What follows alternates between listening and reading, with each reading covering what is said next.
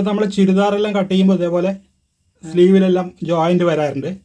അപ്പോൾ അത് എങ്ങനെ കറക്റ്റായിട്ട് ചെയ്യാൻ നോക്കാം. അപ്പോൾ ഇതേപോലെ കുറച്ചുകൂടെ വലിയൊരു പീസ് എടുക്കുക, ഇതുപോലെ വയ്ക്കുക.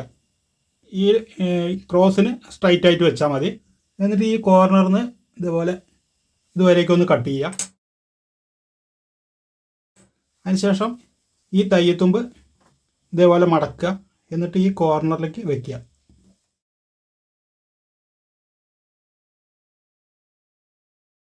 അതിനുശേഷം ഈ പീസ് എടുത്തിട്ട്